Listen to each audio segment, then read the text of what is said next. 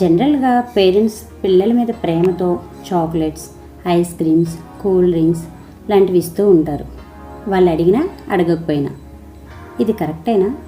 ఒక్కసారి ఆలోచించండి. నా లైఫ్లో జరిగిన ఒక రియల్ సిచ్యువేషన్, నేను ఫాలో అయ్యే ఒక చిన్న టిప్ గురించి మీకు చెప్పాలనుకుంటున్నాను. ఒకసారి అనుకోకుండా మా బాబుకి స్కాన్ చేయాల్సి వచ్చింది.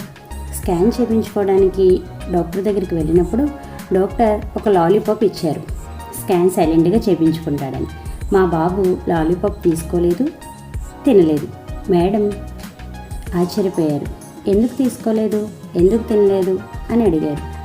అప్పుడు నేను ఫాలో అయ్యే ఒక చిన్న టిప్ మేడంకి చెప్పాను.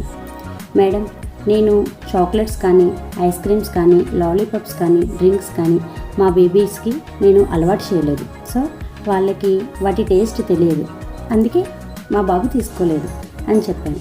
మేడం, అవునా, 1.5 year అయింది, బాబు లాలీపాప్ తినలేదా అని చాలా ఆశ్చర్యపోయారు. వెంటనే madam, yes it's true, very good, keep it up అని చెప్పి కామెంట్ ఇచ్చారు.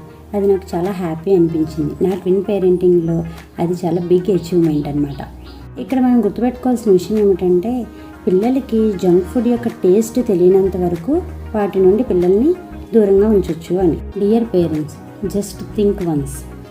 Hour kids needs healthy food, not junk food. Are you agree with me?